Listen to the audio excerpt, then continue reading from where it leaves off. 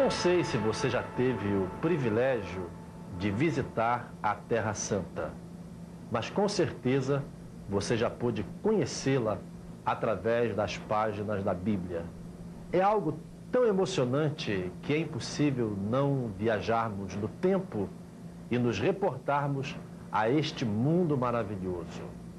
Mesmo que você tenha tido a felicidade de integrar uma dessas caravanas que estão sempre partindo para as bandas do Oriente, com certeza você gostaria de retornar a essa magnífica região que foi palco de uma linda história de amor.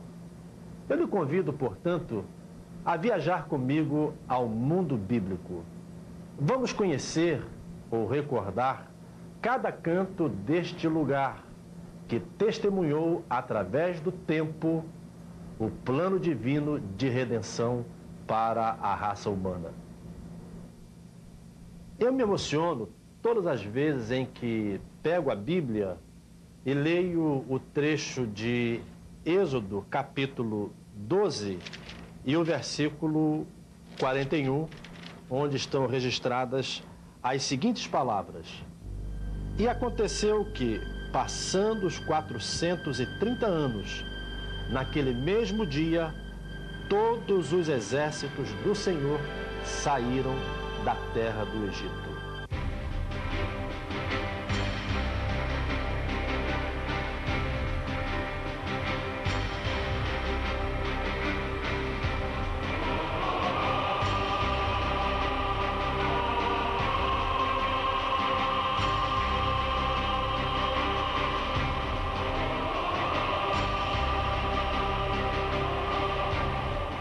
Olhando este lugar silencioso, esta poeira que no rito de celebração um dia se levantou ao ver passar pelos caminhos do imenso deserto um povo liberto rumo à sua terra prometida, cada um de nós já experimentou a alegria de retornar ao lar depois de uma longa viagem.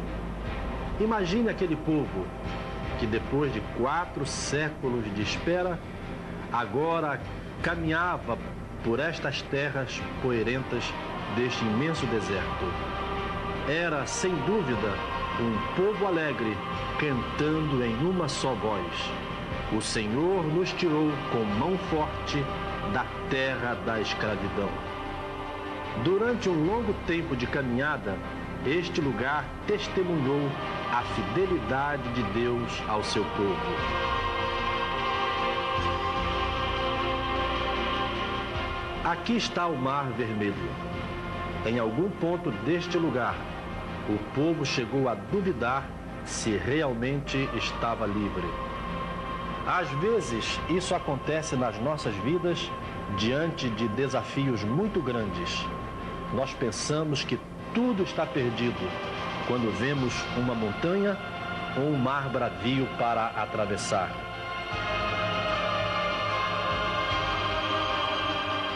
Mas Moisés sabia em quem cria e disse ao povo nesta região: não temais, estais quietos e vede o livramento do Senhor que hoje vos fará. E impeliu ao povo que marchasse sobre as águas, e estas águas que vemos agora se abriram. Partindo de Refidim, o povo chegou ao deserto do Sinai, ao 3º mês da saída do Egito.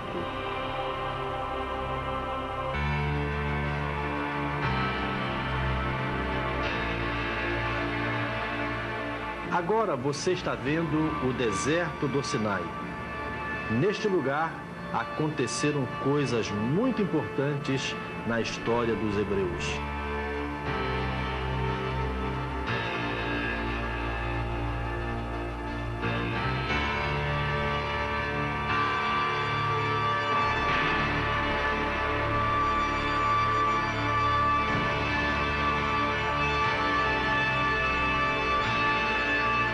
Este é o Monte Sinai. É um dos pontos de destaque durante a caminhada de Israel para a Terra Santa.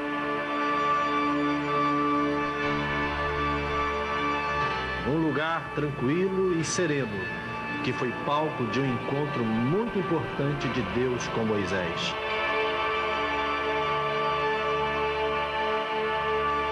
Aqui, o Senhor fez revelar ao seu povo a sua vontade, através dos 10 mandamentos, que iriam nortear todo o relacionamento da criatura com o seu Criador.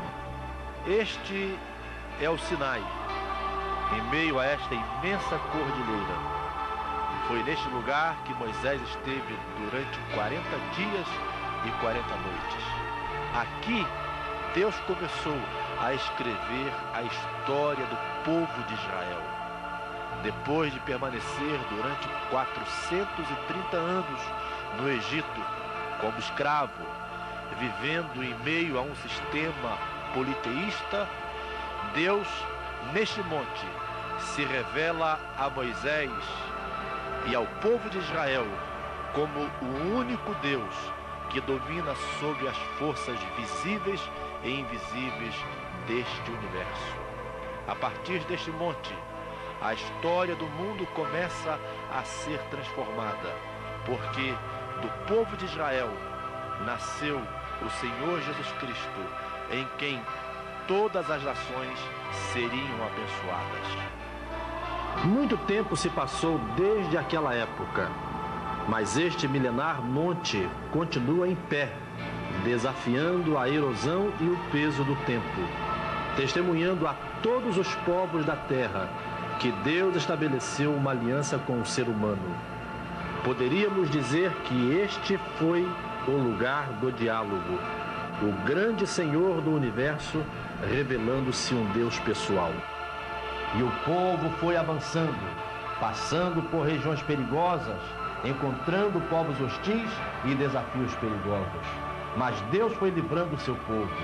Deserto de Parã, deserto de Zin, Edom, Moabe, e assim se passaram 40 anos peregrinando nestas terras, até chegarem ao Rio Jordão, o último desafio antes da conquista de Canaã.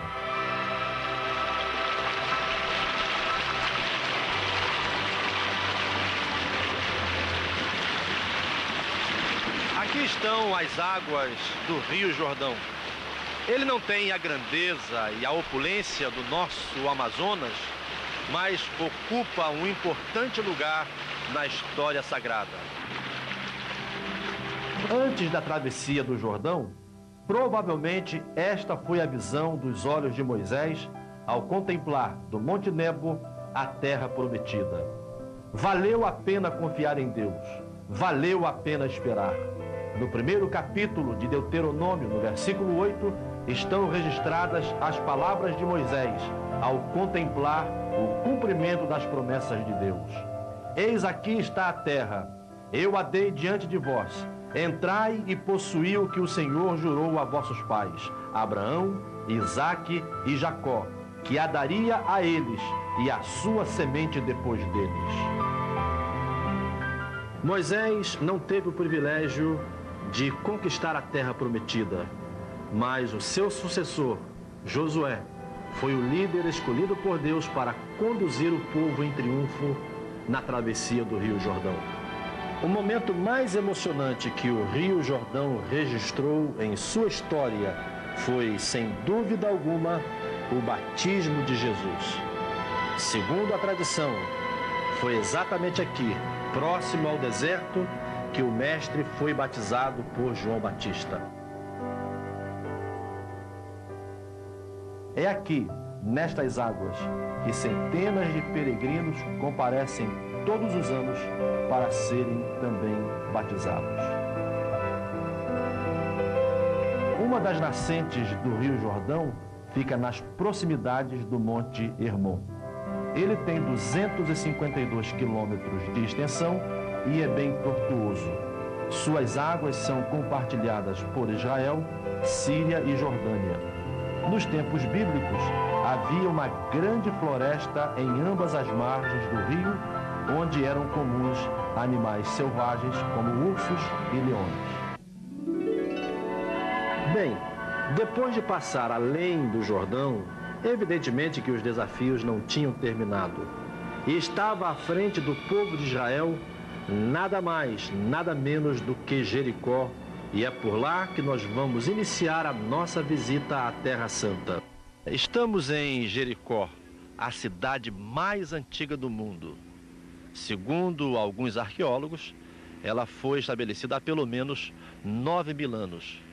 Foi exatamente por esta cidade que os israelitas, após atravessarem o Rio Jordão, iniciaram a conquista da Terra Prometida. Aqui embaixo nós temos algumas ruínas que, segundo pesquisas, datam daquela época, ou seja, de 9.000 anos atrás.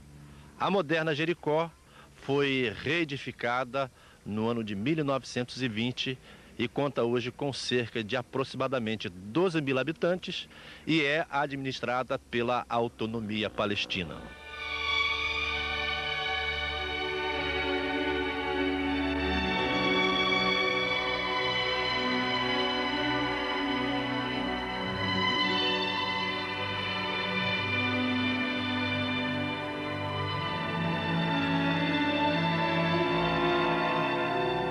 Nós estamos sobre uma montanha artificial, ou seja, são ruínas sobre ruínas, algumas delas antiquíssimas, que datam de cerca de 9.000 anos. A razão disso é que Jericó foi destruída e reedificada várias vezes em virtude de uma maldição lançada por Josué sobre esta cidade por ocasião da conquista da Terra Prometida.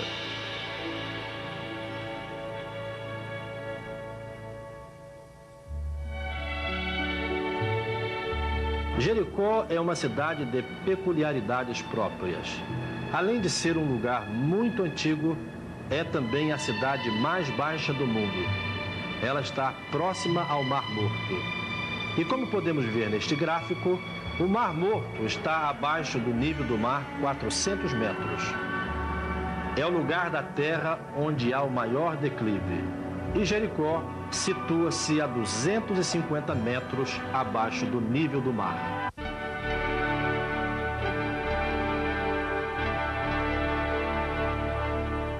Estamos diante do Mar Morto, também conhecido na literatura bíblica como o Mar Salgado, o Mar de Arabá.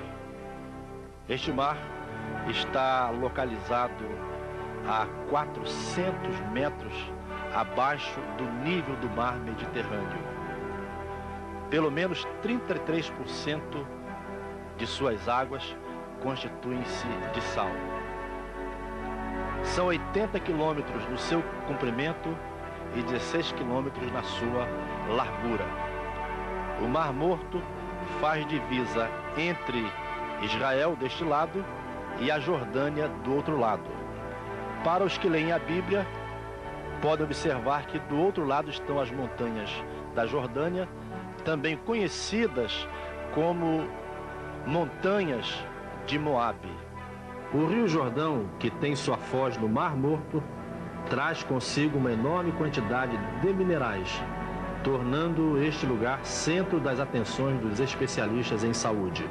O Mar Morto tem um significado profundo para o povo de Israel, porque ele dispõe de riquezas incalculáveis, de minerais que são explorados e exportados para todo o mundo.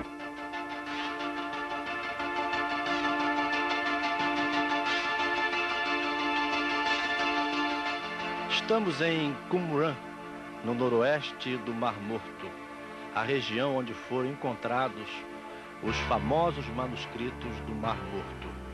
À minha esquerda temos uma das cavernas em que estes manuscritos foram encontrados. Eles representam um marco significativo para a história bíblica, porque em sua maioria se constitui de textos sagrados que datam de pelo menos 3 séculos antes da era cristã.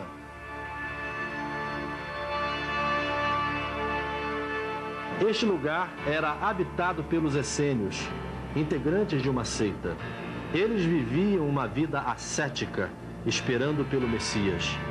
Viveram muito tempo neste lugar, até que por volta do ano 68 da era cristã, Os romanos chegaram até aqui e destruíram tudo. Mas nestas cavernas, eles esconderam muita coisa que examinavam e que escaparam da pilhagem romana. Esses manuscritos foram encontrados acidentalmente por um pastorzinho árabe em uma dessas cavernas no ano de 1947. E desde então, eles têm sido publicados e à medida que chegam ao conhecimento do grande público, provam que a palavra de Deus continua sendo verdade. Estes manuscritos, hoje, vivem neste museu, este magnífico prédio, que lembra os jarros em que o material foi encontrado. O local onde estão expostos lembra também um rolo da Torá, como podemos ver agora.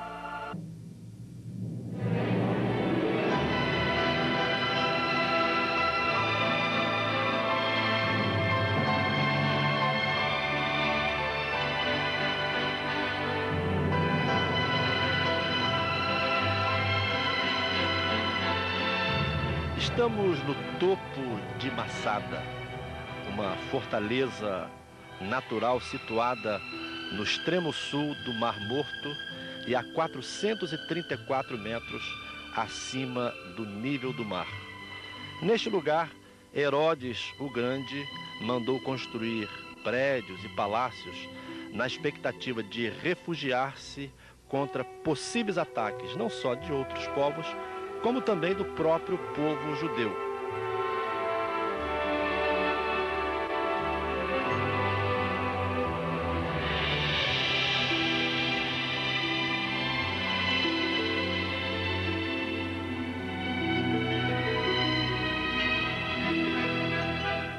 Estas são as ruínas dos grandes palácios e prédios construídos por Herodes o Grande aqui em Massada.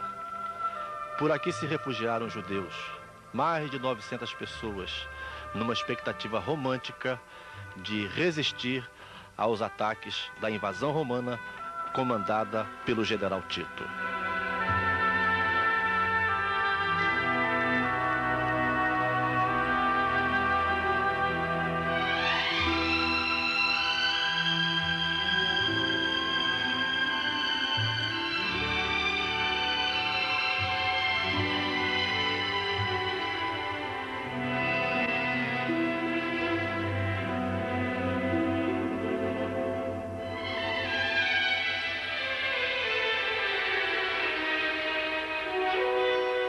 Os romanos, com a sua avançada engenharia bélica, conseguiram conquistar este lugar e quando aqui chegaram, encontraram apenas 7 sobreviventes, entre mais de 900 pessoas. Esses 7 sobreviventes eram 5 crianças e 2 mulheres. Os judeus preferiram o suicídio coletivo a entregar-se aos soldados romanos que conquistaram este lugar, a última resistência dos judeus contra a invasão romana.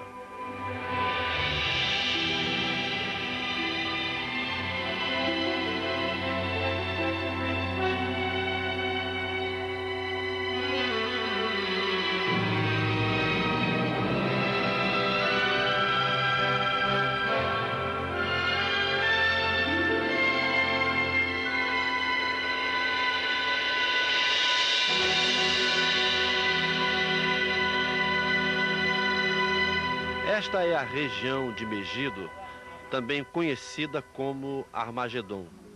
Estamos sobre uma montanha artificial, ou seja, ruínas sobre ruínas de épocas diferentes. São ao todo, segundo os arqueólogos, 21 camadas que relembram cidades que foram destruídas e aqui reedificadas.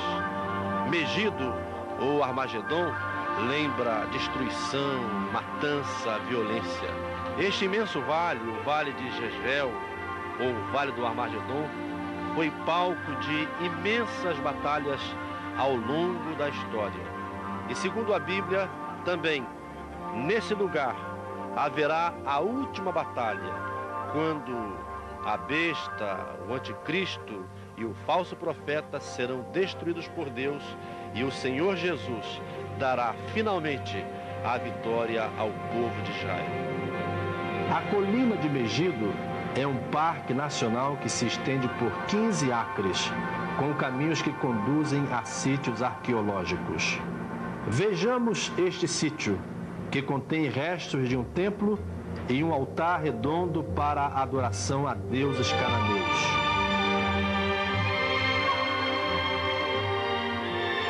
O rei Salomão fortificou este lugar, fazendo-o florescer em outros reinados, como o reinado de Acabe e o de Jeroboão.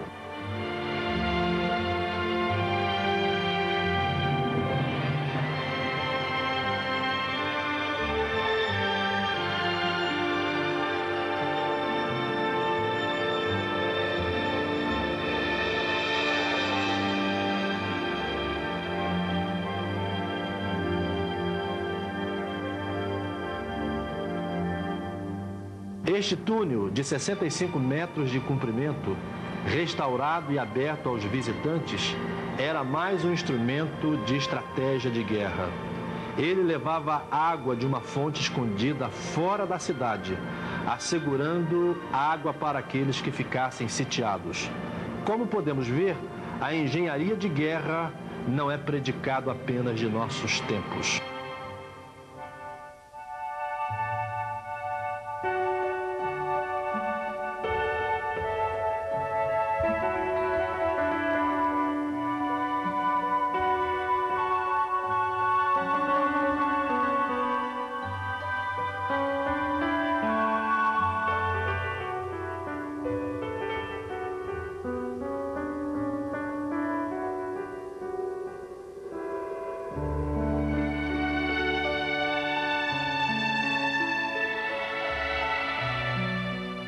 Neste lugar, nós nos reportamos à época dos juízes, quando se deu um dos episódios mais emocionantes registrados nas Escrituras Sagradas.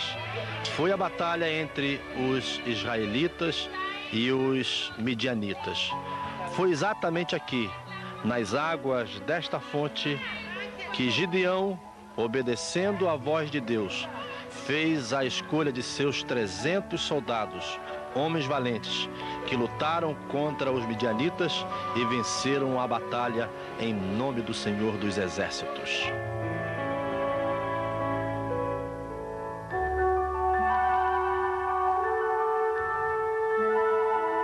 Segundo a Bíblia, somente os que lamberam as águas, como fazem os cães, foram os escolhidos para a batalha.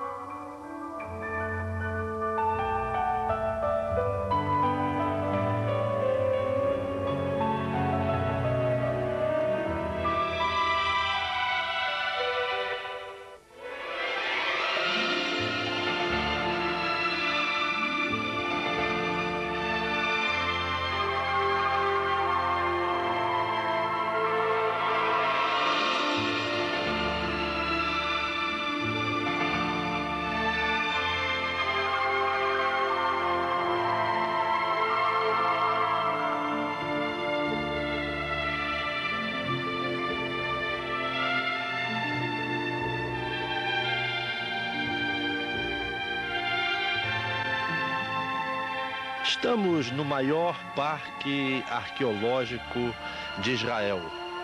Estas são as ruínas da cidade de Bet-Shean, destruída por um terremoto no ano 749 d.C. Como podem observar, é uma cidade construída no estilo romano. No entanto, a sua história remonta a pelo menos 4.000 anos. Nos arredores desta cidade está a montanha de Gilboa, onde Saul, juntamente com seus filhos, morreram na batalha contra os filisteus. Saul foi sepultado nas muralhas que rodeavam esta cidade.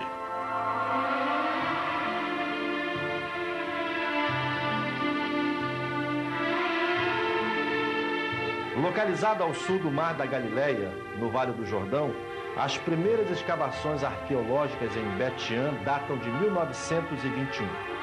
Os arqueólogos encontraram aqui uma das mais importantes coleções de objetos do segundo milênio antes de Cristo. Citada em 1 Samuel capítulo 31, versículo 12, o desenho arquitetônico de Bet-Shean revela os vários períodos que a cidade experimentou ao longo de sua história, com destaque para a época do predomínio romano.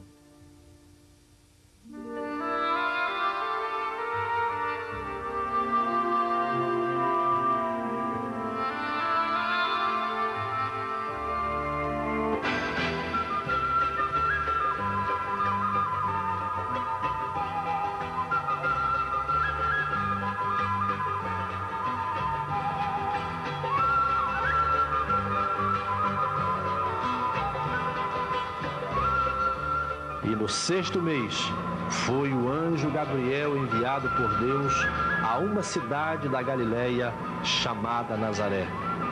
O 26º versículo do primeiro capítulo de Lucas define muito bem a importância de Nazaré na história bíblica.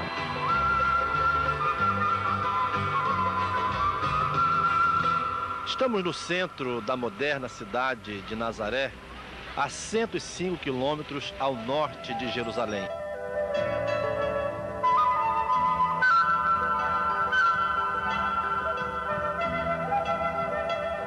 Neste lugar, em Nazaré, onde está construída esta basílica, supõe-se que seja o local onde o anjo fez o anúncio a Maria do nascimento de nosso Senhor Jesus Cristo.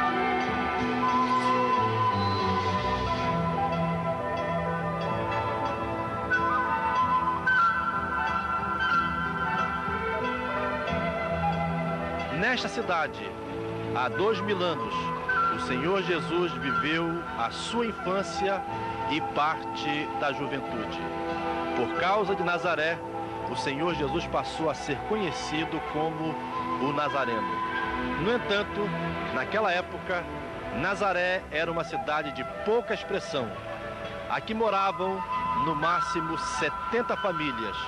Por causa disto, lembramos-nos daquela frase registrada nas Escrituras Sagradas, dita por Natanael a Filipe: pode vir alguma coisa boa de Nazaré?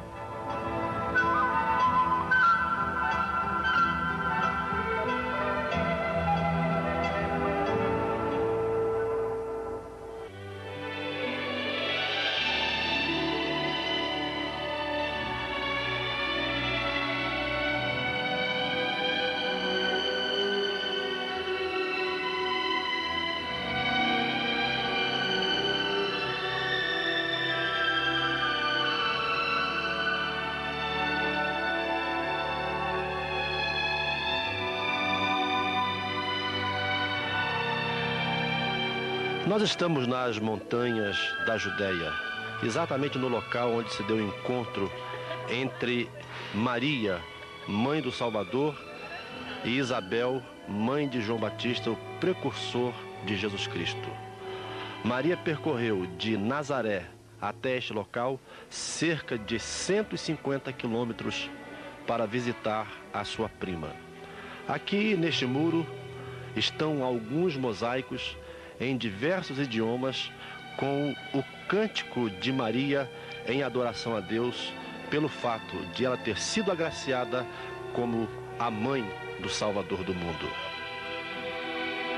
Por esses vales, Maria percorreu penosamente, por já estar grávida, este imenso percurso para trazer a notícia mais importante da história, a notícia de que ela estava grávida do Salvador da humanidade.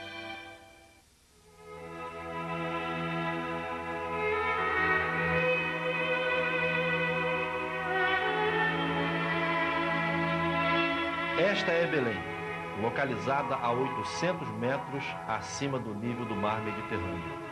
A cidade fica a 10 quilômetros a leste de Jerusalém. Belém é conhecida como a cidade de Davi e de Jesus Cristo, porque aqui se deu o nascimento do Salvador do mundo. Esta estrela assinala o possível local da manjedoura, onde o menino Jesus foi acalentado por seus pais, Maria e José, e onde recebeu a visita dos magos vindos do Oriente.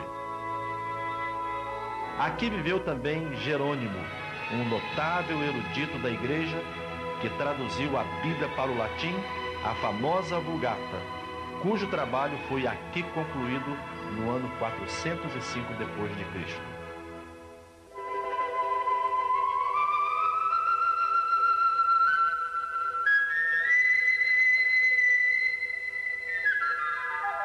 Estamos nos arredores de Belém, a 10 quilômetros de Jerusalém, nas imediações do local onde os seres angelicais apareceram aos pastores para trazer o anúncio do nascimento do Senhor Jesus Cristo.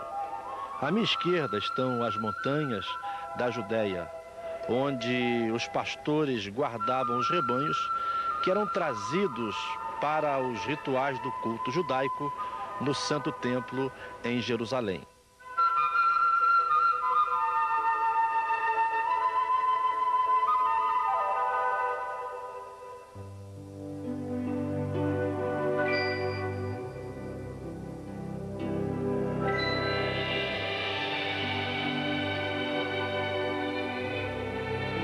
Os últimos raios de sol caem lentamente, doirando as águas do mar da Galileia.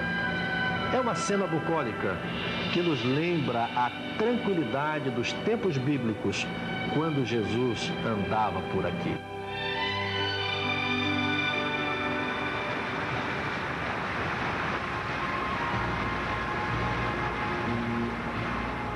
Estamos no mar da Galileia.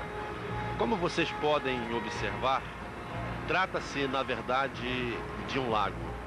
Embora pequeno, ele tem uma importância histórica muito grande para os cristãos, pois foi exatamente nas redondezas do Mar da Galileia que o Senhor Jesus realizou grande parte do seu ministério.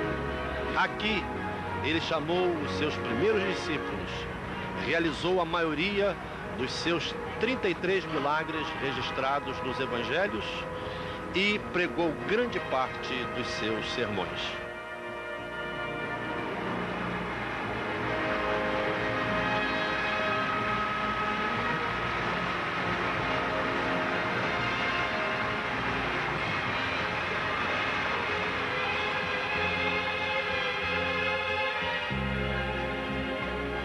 Estas cenas nos fazem lembrar o capítulo 4 de Mateus, mais especificamente o verso 18, que narra: E Jesus, andando junto ao mar da Galileia, viu dois irmãos, Simão, chamado Pedro, e André, os quais lançavam rede ao mar, porque eram pescadores. Tantas cenas importantes na vida de Jesus aconteceram aqui, às margens do Mar da Galileia. O Mar da Galileia está localizado no norte de Israel. São 21 quilômetros de norte a sul e 11 quilômetros de leste a oeste. Sua profundidade não chega a 50 metros. Sua extensão é de 166 quilômetros quadrados. Este lago é alimentado pelas águas do Jordão, que correm de 3 nascentes: a fonte de Dan, a fonte de Bânias e a fonte de Hatzam. As duas primeiras localizadas ainda no território de Israel e a última localizada no Líbano.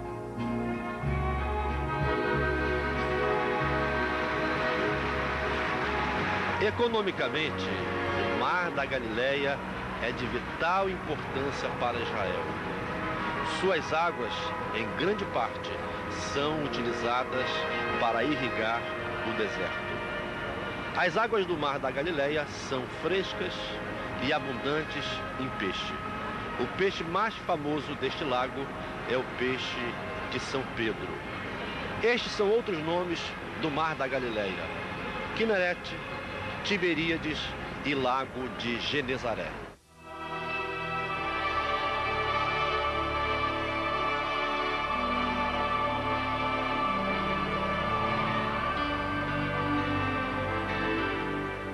aldeia de Naum, é o que significa Cafarnaum na língua hebraica. Nos tempos de Jesus, era a cidade mais importante do extremo norte do Mar da Galileia. Foi aqui que o Senhor Jesus cumpriu boa parte de seu ministério. Era o centro de suas atividades na Galileia. Na sinagoga de Cafarnaum, o Senhor Jesus pregava e ensinava habitualmente.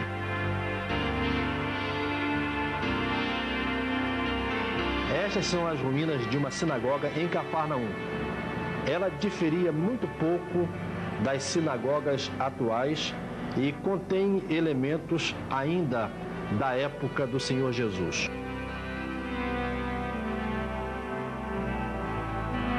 As sinagogas, segundo a tradição, surgiram no tempo de Esdras. É o lugar onde os filhos de Israel se reúnem para adorar a Deus, orar e estudar as Escrituras.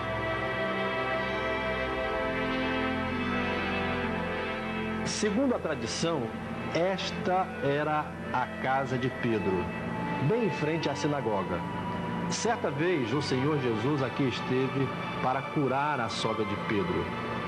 Provavelmente também ele teria morado nesta casa por algum período de tempo. Era uma casa típica da região, marcada pela singeleza e simplicidade.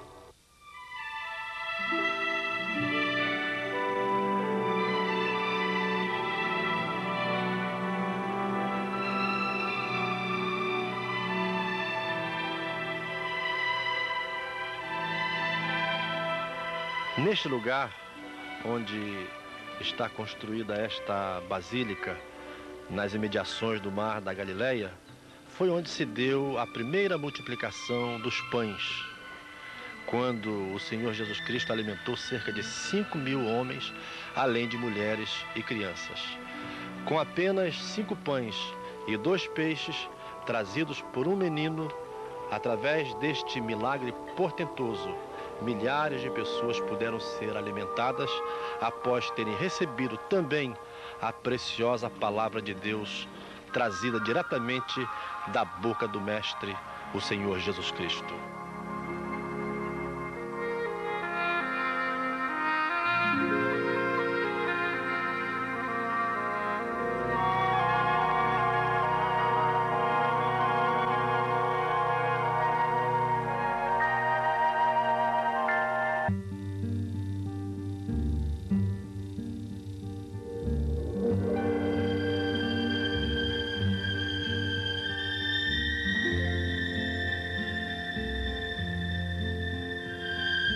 Aqui, a noroeste do Mar da Galileia, está o Monte das Bem-aventuranças, onde o Senhor Jesus pregou o famoso Sermão da Montanha. Aquela igreja foi construída para relembrar este acontecimento. O Sermão da Montanha contém o resumo de todo o ensino do Mestre dos Mestres, ou seja, é a essência do ensino do Senhor Jesus Cristo.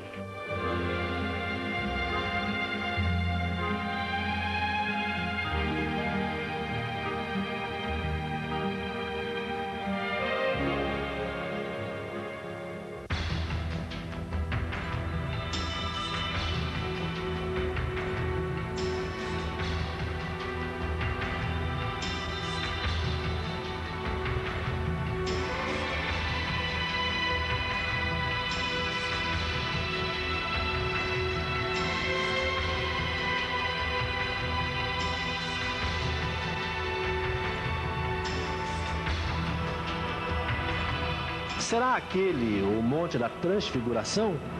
Muitos estudiosos acreditam que sim. Por isso, é um dos lugares mais visitados pelos peregrinos cristãos. O Tabor encontra-se a 13 quilômetros de Nazaré e tem uma altura de 560 metros. Embora não seja mencionado no Novo Testamento, o Tabor é considerado o lugar mais provável da transfiguração do Senhor Jesus.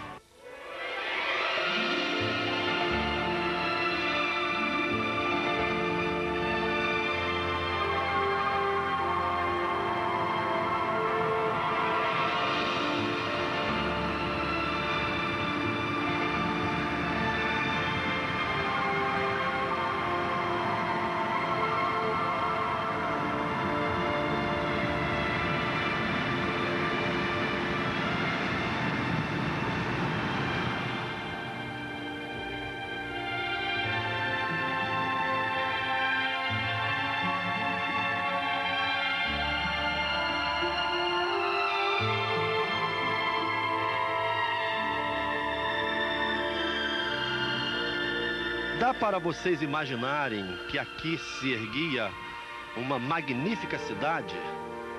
Ela foi construída por Herodes o Grande para homenagear o imperador Augusto. Cesaré ficava a 37 quilômetros ao sul do Monte Carmelo. Aqui residia o centurião Cornélio e para cá também foi trazido o apóstolo Paulo para ser julgado por Félix, Festo e Agripa. Como vocês podem ver, pouco restou daquela suntuosa cidade. São apenas ruínas que testemunham a história sagrada para todos nós.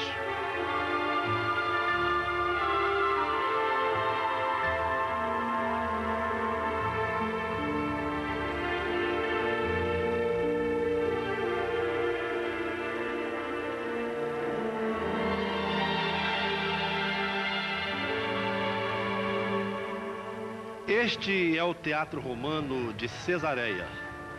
Em caso de emergência, este local poderia ser evacuado em menos de 5 minutos, em razão dos vomitórios aqui construídos. Observe como os engenheiros de Roma tinham um profundo conhecimento de acústica.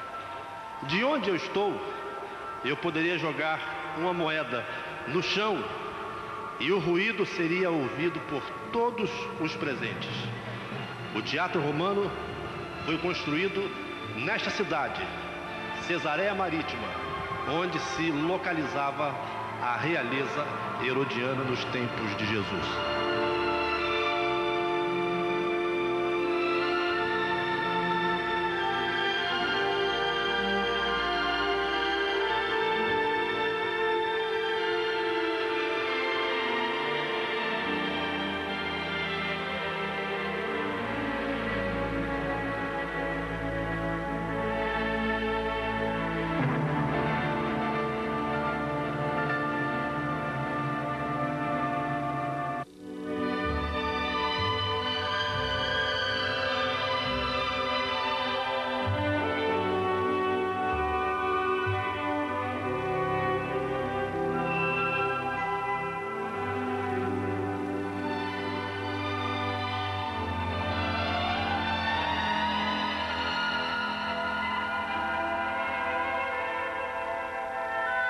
Acabamos de subir o Monte Carmelo.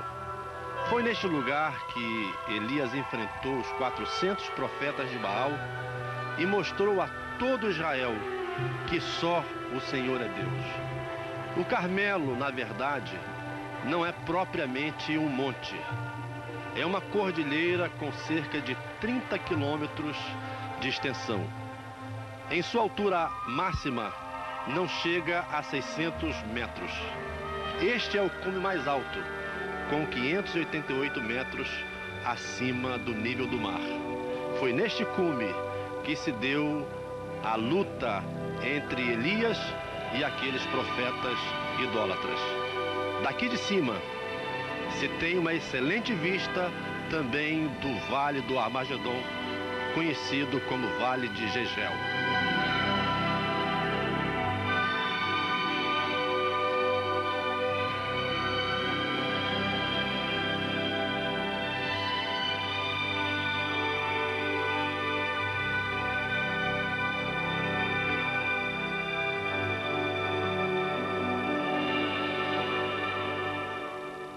Estes locais que acabamos de visitar, sem dúvida, continuarão bem vivos em nossa memória pela sua tremenda importância na história bíblica.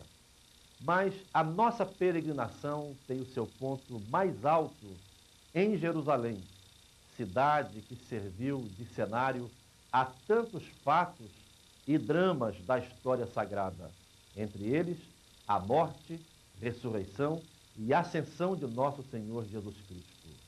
Eu lhe convido a partilhar comigo, em nossa próxima jornada, a emoção de estar em Jerusalém, a cidade mais importante do mundo.